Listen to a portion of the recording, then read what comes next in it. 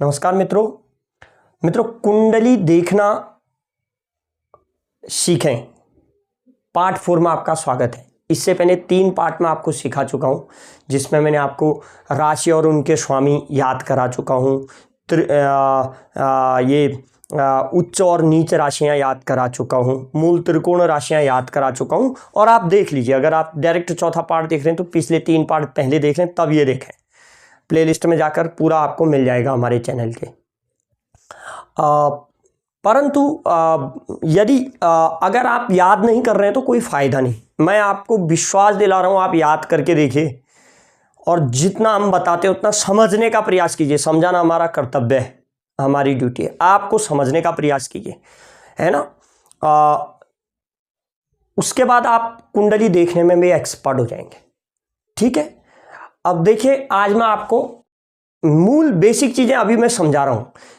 ये चौथा वीडियो है, 2 3 4 वीडियोज और आएंगे ऐसे, जिनमें बेसिक 7-8 वीडियोज में मैं कुंडली देखने की जो बेसिक चीज़ें वो समझा चुका हूँगा। फिर उसके बाद मैं योग वगैरह बताऊंगा, कैसे कुंडली देखते हैं वो भी इत्यादि, मतलब कैसे फिर प्रैक्टिकली समझाऊंगा। अभी प्रैक्टिकल नहीं, अभी तो मैं खाली एक चित्र बनाया हूँ कुंडली का, और उसमें केंद्र किसे कहते हैं, त्रिकोण किसे कहते हैं, त्रिशढ़ाई और इनका क्या फल होता है ये बता रहा हूँ। देखो, केंद्र किसे कहते हैं, जो आपको इस कुंडली में ना अंदर दिखाई दे रहे हैं, ये केंद्र है, या अंदर के स्थान केंद्र है। कुंडली में अंदर के स्थान केंद्र होते हैं। जैसे हम कई बार ऐसी भी कुंडली बना देते हैं, ऐसे कुंडली बना देते हैं, सीधे सीधे ये कुंडली बना दी, ऐसे ऐसे, तो अंदर के जो स्थान है वो केंद्र है, ये वाले स्थान केंद्र है। इसको कैसे सीधे सीधे, ये पहला भाव कहलाता है। इसमें अंक कुछ भी पड़ा हो सकता है। यहाँ सिंह लग्न है तो सिंह 5वीं राशि है, मेष वृष मिथुन कर्क सिंह 5 होगा। 5 के बाद 6 7 8 9 10 11 12 1 2 3 4, तो लग्न कौन सा है वही अंक पड़ेगा, उससे महत्वपूर्ण ये पहला भाव है। यहां पर 5 का अंक पड़ा है, तब भी इसको पहला भाव कहेंगे। भाव पहला है, लग्न है ना 5वां, तो सिंह लग्न था, वो बच्चा सिंह लग्न में पैदा हुआ तो 5 लग्न निकालना हम उसमें सिखाए हैं क्या, गणित वाले पार्ट में। तो ये पहला भाव है, पहला भाव है, और केंद्र में बीच में देखो, पहला भाव, प्रथम भाव, ये द्वितीय भाव होता है, और ये तृतीय भाव होता है, ये चतुर्थ भाव होता है, ये पंचम भाव होता है, ये षष्ठ भाव होता है, ये सप्तम भाव है, ये अष्टम भाव है, नवम, दसम भाव, एकादश, 11वां भाव, और ये द्वादश भाव, 12वां भाव। प्रथम द्वितीय तृतीय चतुर्थ 5वां भाव, 6वां 7वां 8वां 9वां 10वां 11वां 12वां भाव, है ना। तो केंद्र किसे कहते हैं और इसका फल क्या है। देखिए, आपको बेसिक चीजें बता रहा हूं मैं, आप नोट भी कीजिए। क्या प्रथम माने 1 4 7 और 10वें भाव को केंद्र कहते हैं। आपको लिखना है, यहां पर पॉइंट बना के लिखिए। पहले, चौथे, 7वें और 10वें भाव को, भाव है ये, भाव को केंद्र कहते हैं। भाव को केंद्र कहते हैं कि क्या होता है केंद्र में, केंद्र भाव में स्थित ग्रह उच्च या स्वराशिगत हो तो विशेष फलदायी होते हैं। केंद्र भाव में ग्रह अपनी राशि के हो, जैसे मान लिया जाए ये प्रथम, तो चलो प्रथम मान लिया जाए, चतुर्थ भाव यहां पर मान लेते हैं। यहां पर आपका एक उदाहरण के लिए हम यहां पर मान लेते हैं 10 का अंक पड़ा हो। 10 मतलब मकर राशि, तो पहला वाला वीडियो देखें, अगर पहले वाले वीडियो को नहीं देखा। 10 का मतलब 10वीं राशि मकर राशि। मकर राशि के स्वामी शनि होते हैं, शनि यहीं पर हो, मकर राशि के स्वामी शनि होते हैं। मान लिया जाए शनि यहीं पर हो, तो केंद्र भाव के स्वामी मैंने अभी लिखा है, जो आपने लिखा होगा क्या, 1 4 7 और 10 भाव, 10वें भाव को केंद्र भाव कहते हैं। केंद्र भाव में स्थित ग्रह यदि अपनी राशि का हो, जैसे मकर राशि का अपनी राशि का हो या उच्च का हो, उच्च वाला वीडियो बना चुके हैं, उच्च का हो तो विशेष शुभदायी होते हैं। ये शनि अब विशेष फलदायी हो जाएंगे। इस भाव के लिए, इस भाव से जो चीजें देखते हैं उन चीजों के लिए विशेष शुभ फलदायी हो जाएंगे। जैसे इस भाव से आप चतुर्थ है भूमि का देखते हैं, शनि यहाँ पर अगर अपनी राशि में है तो भूमि के लिए बहुत फलदायी होंगे, मतलब भूमि का भाव है ये, जमीन इत्यादि इस भाव से देखते हैं, है ना। और इस भाव से माता का भाव है ये, माँ का भाव है तो दशम चतुर्थ भाव में शनि अपनी राशि के हैं तो माता का सुख होगा। तो केंद्र में क्या मैंने बताया, केंद्र भावों में, ये केंद्र भाव हैं, इन केंद्र भावों में कोई ग्रह अपनी राशि के, स्वराशि के और उच्च के हो तो विशेष फलदायी होते हैं। ये तो हो गया केंद्र। अब आते दूसरा त्रिकोण। त्रिकोण विशेष फलदायी होते हैं बताया मैंने, अपनी राशि के हो तो। अपनी राशि के नहीं हो, मित्र राशि के हो तो थोड़ा कम फलदायी होंगे, शत्रु राशि में हो तो विशेष फलदायी नहीं होंगे। तो ये तो जानना है, शत्रु राशि वगैरह क्या है आगे को बताऊंगा मैं। फिलहाल देखो इसको तो क्या बोलते हैं, केंद्र। अब त्रिकोण किसको बोलते हैं, देखो त्रिकोण किसको बोलते हैं, ये चतुर्थ भाव था आपका, त्रिकोण बोलते हैं। देखो त्रिकोण बनाता हूं मैं, त्रिकोण बनाता हूं, त्रिकोण भाव इसको कहते हैं त्रिकोण। देखो त्रिभुज बन जाएगा ये प्रथम भाव, प्रथम भाव केंद्र भी है त्रिकोण भी है, ध्यान देना। प्रथम भाव केंद्र भी कहलाता है, त्रिकोण। केंद्र तो देखो बीच में है, त्रिकोण क्यों कहते हैं, देखो यहां से अगर मैं त्रिभुज बनाऊंगा तो इससे जोड़ दिया, इसको इससे जोड़ दिया और इसको इससे जोड़ दिया, त्रिभुज बन गया। पहला भाव, पांचवा भाव और नवा भाव, ये त्रिकोण है, ये त्रिकोण है। और एक चीज और बता देता हूं, जैसे केंद्र बताए थे 1 2, 1 चौथा 7 और 10वां, ये केंद्र, ये उत्तरोत्तर बली होते हैं। यहां पर कोई ग्रह बैठा है तो बली है, यहां पर अगर कोई अपनी राशि में या उच्च राशि में तो ये और ज्यादा बली है। यहां पर कोई अपनी राशि या उच्च राशि में बैठा है तो ये तो और भी ज्यादा बली है। और यहां पर कोई अपनी राशि में बैठा है या उच्च राशि में बैठा है तो ये परम बली है। ये आगे को बढ़ते हुए बलशाली होते जाते हैं। यहाँ कम बलशाली है, यहाँ और भी ज्यादा बलशाली, यहाँ पर और भी, यहाँ पर और भी। सबसे ज्यादा बलशाली होता है यहाँ पर का ग्रह। अगर ये ग्रह यहीं पर बैठ गया है, इस भाव का स्वामी यहीं पर बैठ गया हो, या इस भाव का स्वामी यहीं पर बैठ गया हो, या उच्च का होकर यहां पर बैठ गया हो, तो विशेष बलशाली होता है। ठीक है, उत्तरोत्तर बलशाली होते जाते हैं। यहां बलशाली था, यहां और बलशाली, यहां और भी। ऐसे ही त्रिकोण में भी, त्रिकोण में क्या, यहां, यहां और यहां ये बलशाली है, यहां और भी बलशाली होगा, यहां परम बलशाली। ये परम बलशाली भाव है, ये परम बलशाली भाव है। इसलिए इस भाव का स्वामी अपनी ही राशि में बैठा हो और इस भाव का स्वामी भी अपनी ही राशि में बैठा तो परम भाग्यशाली व्यक्ति होगा।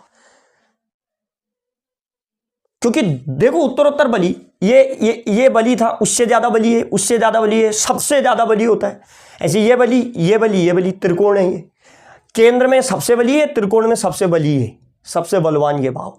दोनों अगर मान लिया जाए ये यहीं पर बैठा है, इस भाव का स्वामी या इस भाव का स्वामी यहीं पर बैठा है, दोनों अपने अपने राशियों में, तो परम सौभाग्यशाली है, वो बहुत अच्छा फल देंगे। ये आपका कर्म का भाव है, ये भाग्य का भाव है। भाग्य भी उत्तम, कर्म भी उत्तम, बहुत आगे बढ़ जाएगा ऐसा व्यक्ति। उसका कर्म भी मजबूत होगा, भाग्य भाव तो मजबूत है ही है। आगे को बताऊंगा भाग्य भाव कर्म भाव क्या क्या है आगे को, ये तो अभी मैं बेसिक चीजें समझा रहा हूं। बेसिक चीजें क्या है, आपने जो ऊपर लिखा था केंद्र और अपनी राशियों में बैठे हो या उच्च राशि के बैठे हो तो ये फलदायी होते हैं। लेकिन साथ में ये भी लिखना ऊपर वाले में क्या, कि ये भाव उत्तरोत्तर बली होते हैं। उत्तरोत्तर बली, पहला भाव से चतुर्थ भाव बलशाली होता है, ऐसा भी लिखते रहना।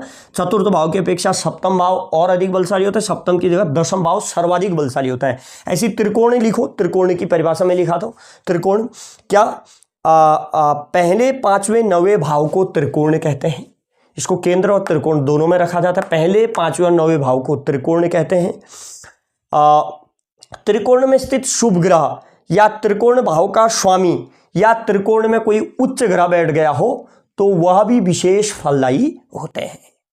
वह भी विशेष फलदायी होते हैं। ठीक है, अब देखो यहां पर कोई ग्रह बैठ गया अपनी राशि का तो विशेष फलदायी है, उच्च का विशेष फलदायी है, यहां पर भी, यहां पर भी, यहां पर भी, यहां पर भी वैसा ही। पर यह सबसे बलशाली है पूरी कुंडली में, त्रिकोणों में सबसे बलशाली भाव, केंद्र में सबसे बलशाली भाव। इससे भाग्य देखा जाता है, पिता का भाव है, और ये आपका कर्म का भाव है, सरकारी नौकरी इत्यादि के लिए विशेषकर इसको देखा जाता है। मैं आगे को समझाऊंगा ये सब चीजें। अब बताओ इस सबसे बली भाव, और इस भाव का स्वामी यहीं पर बैठ गया हो या उच्च का होकर बैठ गया हो, और पाप ग्रहों से, मैं अभी बता रहा हूं आगे पाप ग्रह कौन से हैं और शुभ ग्रह कौन से हैं। पाप ग्रह शुभ ग्रहों से यहीं पर बैठ गया इस भाव का स्वामी, और या उच्च का होकर या अपनी राशि का होकर बैठ गया, और शुभ ग्रहों से दिखा जा रहा है, शुभ ग्रहों से युक्त है या दृष्ट है, बताऊंगा आगे को, तो पक्का सरकारी नौकरी कहिएगा। या फिर पक्का अगर वो सरकारी नौकरी नहीं तो फिर अगर उसकी सरकारी नौकरी की इच्छा नहीं है तो बहुत आगे निकल चुका होगा इन चीजों में, क्योंकि कर्म का भाव बहुत मजबूत है, अपने कर्म से वो कहीं आगे निकल चुका होगा। फिर भाग्य मजबूत है, भाग्य का भाव मजबूत है, समझ रहे हैं ना, ये केंद्र ये त्रिकोण। और फिर मैं आपको युति और परस्पर स्थान बदलना बताऊंगा। इसका यहां, इसका स्वामी यहां, इस भाव का स्वामी यहां, इस भाव का यहां आ गया तो फिर तो चमत्कार है इसके साथ।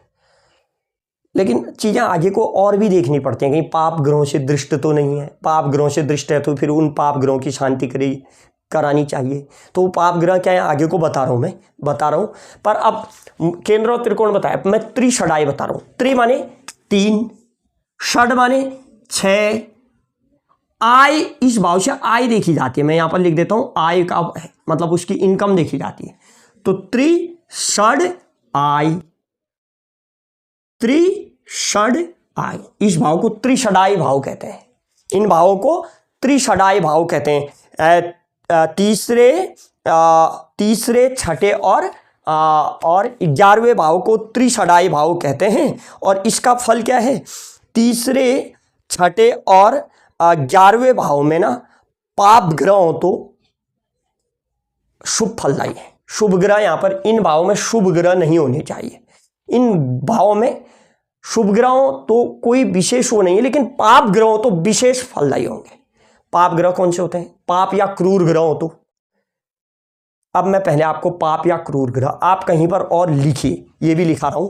आप कहेंगे सर ये पाप ग्रह यहां पर है, तो कौन से पाप ग्रह हैं जो यहां पर अच्छे फलदायी हैं, विशेष फलदायी हैं। मैं पढ़ रहा हूं, सुनिएगा, जो मैं लिखा हूं वो मैं पढ़ रहा हूं। क्या, त्रिकोण भाव, त्रिषडाई भावों में त्रिषडाई भाव में सूर्य आदि क्रूर या पाप ग्रह हो तो जातक को पराक्रम और पुरुषार्थ में वृद्धि और आकस्मिक लाभ कराते हैं। मतलब जातक पराक्रमी पुरुषार्थी होगा। देखो अब ऐसा क्यों, क्योंकि देखो मैं इसका उदाहरण मैं पूरा समझा रहा हूं क्यों ऐसा। इन भावों में पाप ग्रह होंगे तो जातक पराक्रमी क्यों होगा, पुरुषार्थी क्यों होगा, बताता हूं मैं। देखो तीसरा भाव है, अगर आप शरीर का हिस्सा देखेंगे तो पहला भाव सिर होता है, दूसरा भाव मुख होता है। इससे भी प्रायः मुख देखते हैं, ऐसा नहीं है। पहला भाव सिर, शुरू से करेंगे ना वो सिर में, पहला भाव सिर, दूसरा भाव मुख, तीसरा हाथों में आएंगे तो ये तीसरा, ये दायां हाथ है तो ये बायां हाथ है, ये दायां हाथ ये बायां हाथ, ये सिर, उसके बाद ये सिर, ये मुख, फिर उसके बाद हाथ में आए तो दायां हाथ ये है और इस साइड को, भाई दायां हाथ ये है, बायां हाथ इस साइड चला जाएगा, ठीक है ना। और ये दायां हाथ, ये बायां हाथ, और ये शत्रु स्थान है, शत्रु का विचार इससे करते हैं। और इन दाएं हाथ वाले भाव में, बाएं हाथ वाले भाव में और शत्रु भाव में पापी ग्रह बैठ गए, क्रूर ग्रह बैठे हो तो वो क्रूर या पापी ग्रह उसको ना पराक्रमी बना के रख देंगे। भाई हाथ है, पराक्रम हाथों से दिखाया जाएगा। पराक्रम दिखाने के लिए भाई प्राचीन काल में राजा महाराजा पराक्रम दिखाते होंगे, तो भाई पराक्रम दिखाने के लिए आप युद्ध में जाओगे तो लड़ोगे तो हाथों का प्रयोग करना पड़ेगा, तो बुद्धि का भी प्रयोग करना पड़ेगा, पर हाथों का प्रयोग, बल ज्यादा दिखाना पड़ता है। बल तो हाथों में है, दोनों हाथों में बल है, और शत्रु को पराजित करना है। तो इन भावों में पाप ग्रह, क्रूर ग्रह बैठ गए ना तो पराक्रमी बना देंगे, साहसी बना देंगे, पुरुषार्थी बना देंगे। तो अगर आप इन भावों में पाप ग्रह देखें, पाप ग्रह क्या है अभी लिखा रहा हूं, इन ग्रहों में इन भावों में पाप ग्रह देख लें तो सीधे कहें जातक पराक्रमी है, पुरुषार्थी है, बलशाली है। इन भावों में पाप ग्रह या क्रूर ग्रह कौन से होते हैं मैं अभी लिखाता हूं, ठीक है। पहले मारक स्थान बता देता हूं। अब मारक स्थान कौन से हैं? मारक स्थान होते हैं मारक भाव। मारक, ये आयु का पहले देख लीजिए, ये आयु का भाव है। कई ज्योतिषाचार्य या विद्वान कई पुस्तकों में इसको मारक भाव तो बताया है, लेकिन मारक भाव ये है और ये है, सातवें और दूसरे भाव, इनको मारक भाव कहते हैं।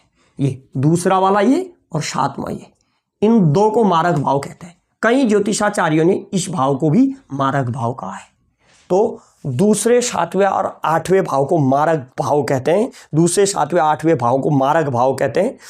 इन भावों के स्वामी यदि अशुभ हो तो, इन भावों के स्वामी माना अष्टम भाव का स्वामी अष्टम में ही हो तो वो तो अच्छा फल देगा, सप्तम भाव का स्वामी सप्तम में ही अच्छा फल देगा। भाई नियम है ना कि अपने भाव में, अपनी राशि में स्थित ग्रह शुभ फलदायी होते हैं। उच्च के हों और भी शुभ फलदायी देते हैं। त्रिकोण के 75% में पहले वाली वीडियो में, दूसरे वाली वीडियो में बता चुका हूँ ये सब चीज़ें। तो इन भावों में, अपने भाव के तो शुभ फल देते हैं। और लिखा है इन भावों के में यदि इन भावों के स्वामी यदि अशुभ हो, इन भावों के स्वामी अशुभ हो गए, अर्थात जैसे इस भाव का स्वामी अशुभ हो गया हो, अपने से अष्टम भाव का स्वामी अपने से छठे भाव में या तीसरे भाव में कहीं अशुभ पाप ग्रहों से युक्त दृष्ट हो जाए तो थोड़ा कष्टकारी होता है मारक। और जब भी याद ध्यान देना, सप्तम और द्वितीय, जब भी इन भावों की दशा आएगी, जैसे मारक भाव ये है, मारक भाव ये है, विशेष मारक है ये तो उतना, ये दोनों विशेष मारक भाव है। क्यों है? क्योंकि ये आयु का भाव है। देखो आयु का भाव है और आयु से ठीक ये 12वां का, देखो इसको पहला मान लेते तो, वैसे तो पहला ये है, इसको पहला मान लेते तो आयु का व्यय यहाँ पर है 1 2 3 4 5 6 7 8 9 10 11 12, तो हमेशा 12वां व्ययकारी होता है। ये 12वां भाव है, द्वादश भाव व्यय का भाव होता है। द्वादश भाव ये प्रथम भाव है, द्वादश व्यय है, इसका द्वादश ये है तो ये अष्टम आयु का व्यय भाव है। आयु का व्यय भाव है तो ये तो मारक हो जाएगा, आयु का व्यय कराएगा। और अष्टम भाव का अष्टम का अष्टम 1 2 3 4 5 6 7 8, अष्टम भाव का अष्टम ये है, इसका व्यय ये होगा, ठीक उससे पिछला उसका व्यय, ये भी आयु का भाव है। अष्टम से अष्टम ये है तो इसको भी आयु का भाव होता है, इसका व्यय ये हो जाएगा। इसलिए इन दोनों को मारक भाव कहते हैं। और मारक भाव के स्वामी अपनी दशा अंतर्दशा में चाहे शुभ क्यों न हो थोड़ा सा कष्टदायी होता है, थोड़ा कष्टदायी है। जैसे शुभ है तो अन्य चीजों में तो, जैसे मान लिया जाए इस भाव का स्वामी यहीं पर बैठा है, मान लिया जाए यहां पर 5 का अंक है और उसका स्वामी सूर्य यहीं पर बैठे, सिंह राशि यहां पर है, सूर्य यहीं पर बैठे, अच्छा फल देंगे। ऐसे जातक की पत्नी तेजस्वी आएगी, क्योंकि पत्नी का भाव भी है तेजस्वी पत्नी, सूर्य तेज का प्रतीक है, ओजस्वी है। सूर्य में कितना ओज होता है, मान लिया जाए इस भाव का स्वामी यहीं पर बैठ जाए और सूर्य हो तो उसकी पत्नी ओजस्वी आएगी। परंतु जब भी सूर्य की दशा आएगी ना, उसकी पत्नी ओजस्वी है, इसमें कोई शक नहीं, पत्नी का सुख भी होगा उसको। परंतु जब भी सूर्य की दशा आएगी तो शास्त्र पक्का गड़बड़ाएगा, और चीजों में अच्छा फल देगा, पत्नी से संबंधित फल अच्छा देगा, या अन्य फल जो भी इस भाव से देखते हैं मैं बताऊंगा आगे को, अच्छा फल देगा। परंतु सूर्य अपनी दशा अंतर्दशा में पक्का स्वास्थ्य को हानि कर देगा, और सब ठीक चला होगा स्वास्थ्य, क्योंकि मारक भाव की दशा आ गई, कुछ न कुछ स्वास्थ्य से संबंधित दिक्कत है। ये मारक ये इसको भी कुछ ज्योतिषाचार्यों ने मारक कहा है। अब आप कहेंगे शुभ ग्रह कौन से हैं और पाप ग्रह कौन से हैं, क्रूर ग्रह, तो आप लिखो शुभ ग्रह हैं, मैं यहां लिख देता हूं शुभ ग्रह होते हैं, शुक्र शुभ होते हैं, ठीक है, शुक्र शुभ होते हैं और बृहस्पति भी शुभ होते हैं, ठीक है, और बुध भी शुभ ग्रह है, लेकिन बुध के बारे में कहा है वो शुभ ग्रहों के साथ है तभी शुभ है। पाप ग्रहों के साथ होंगे तो पापी ही हो जाएंगे। और अब बलवान चंद्रमा आगे को समझाएंगे। बलवान चंद्रमा क्या होता है? बलवान चंद्रमा सूर्य से जो जितनी दूर है उतना बलवान होता जाएगा। सूर्य के नजदीक होंगे तो बलवान नहीं होंगे। सूर्य के नजदीक चंद्रमा की राशियां, चंद्रमा की कलाएं गिर जाती हैं, जिससे वो क्षीण हो जाते हैं। सूर्य से दूर होंगे कुंडली में तो बलवान होंगे। सूर्य देख लीजिए, मान लीजिए आ जाए सूर्य यहां पर है, चंद्रमा भी यहीं पर है तो थोड़ा क्षीण है, यहां पर है तो भी क्षीण है, यहां पर है थोड़ा कम क्षीण है, यहां पर है तो थोड़ा शुभ, यहां है चंद्रमा, सूर्य यहां है और चंद्रमा है तो काफी बलवान होंगे चंद्रमा। तो बलवान चंद्रमा ये भी शुभ है। बुध अगर शुभ ग्रहों के साथ इनके साथ बैठ गए तो शुभ होंगे। पाप के साथ पापी हो जाते हैं। बुध का स्वभाव है जिसके साथ बैठे वैसा ही फल देते हैं, ठीक है। तो शुभ ग्रह हैं। और पाप ग्रह कौन से? पाप ग्रह आपके मंगल, शनि, राहु, केतु। और शुभ के साथ बैठकर बुध शुभ फलदायी होते हैं। शुभ ग्रहों के साथ बैठ गए तो, पाप ग्रहों के साथ बैठ गए तो बुध भी पापी हो जाते हैं, ठीक है। ये पाप ग्रह हैं। और सूर्य क्रूर ग्रह हैं। कुछ लोग इसको सूर्य क्रूर, कुछ लोग सूर्य को पाप ग्रह भी कहते हैं। तो वैसे क्रूर ग्रह हैं, सूर्य पाप नहीं है, पर पाप ग्रह भी कहेंगे तो कोई बहुत ज़्यादा, क्योंकि वो क्रूर ग्रह हैं। थोड़ा सा आगे को मैं समझाऊंगा चीज़ें। सूर्य के प्रभाव से जातक कैसा होता है, विशेषकर इसमें दो चीज़ें देखनी होती है, शुक्र और बृहस्पति। आप अगर नोट करके लिखना चाहें तो शुक्र के प्रभाव से ना जातक, शुक्र का प्रभाव अगर कुंडली में है, लग्न में शुक्र है, तो जातक सांसारिक सुखों का ज़्यादा इच्छित होगा, ज़्यादा इच्छा उसको सांसारिक सुखों में होगी। क्योंकि लग्न माने शरीर, लग्न से सिर भी देखा जाता है। पूरा लग्न माने पूरे तनु भाव है, शरीर का भाव है। अगर लग्न में यहाँ पर शुक्र बैठ गए हो तो ऐसा व्यक्ति ना सांसारिक सुखों के प्रति ज़्यादा आसक्त रहता है। सांसारिक सुख जैसे ज़्यादा धन दौलत की चाहत, जैसे गाड़ी मेरे पास हो, अच्छी गाड़ी हो, बहुत अच्छा मकान हो, जो भी सांसारिक सुख है। शुक्र का प्रभाव अगर मनुष्य पर पड़े तो, बृहस्पति का प्रभाव पड़ गया तो सांसारिक सुखों से ज़्यादा पारलौकिक सुखों, आध्यात्मिक सुखों की ओर उन्मत्त करा देगा। आध्यात्मिक सुख की ओर, पारलौकिक सुख की ओर ज़्यादा ले जाएगा। और मतांतर से एक चीज और कही गई है, गुरु के प्रभाव से जातक परमार्थी और आध्यात्मिक वृत्ति की ओर होगा, ये तो बता चुका हूं। और शुक्र के प्रभाव से जातक स्वार्थी होगा। गुरु के प्रभाव से परमार्थी, शुक्र के प्रभाव से स्वार्थी। शुक्र के प्रभाव से सांसारिक सुख, बृहस्पति का प्रभाव हो तो आध्यात्मिक और पारलौकिक सुख, ठीक है। यहां पर होने चाहिए वो।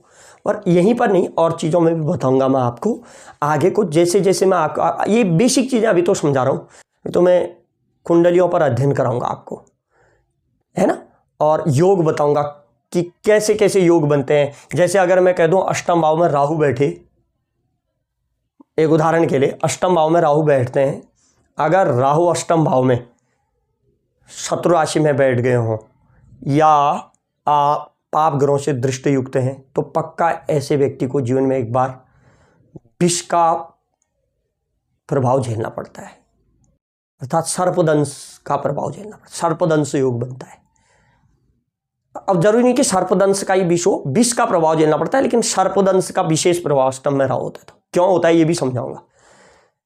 याद कर लो, अष्टम, अभी चाहो तो आप याद कर सकते हो, अष्टम भाव में किसी के राहु हो और वो शत्रु राशि तो पाप ग्रहों से युक्त, पक्का उस व्यक्ति को सर्पदंश से मौत होती है, या जीवन में सर्पदंश झेलना पड़ेगा, या फिर उसके जीवन में कभी न कभी विष का प्रभाव, उसको जब राहु की दशा अंतर्दशा आएगी तब ज्यादा खतरा बढ़ जाएगा। वो आगे को बताऊंगा ना ऐसे में चीजें आपको। चलो तो ये तो मैं बता दिया, अभी नोट कर लीजिए, ठीक है। इस शुभ ग्रह, पाप ग्रह, क्रूर ग्रह भी नोट कर लीजिएगा आप, ठीक है। मिलता है अगले वीडियो में, धन्यवाद।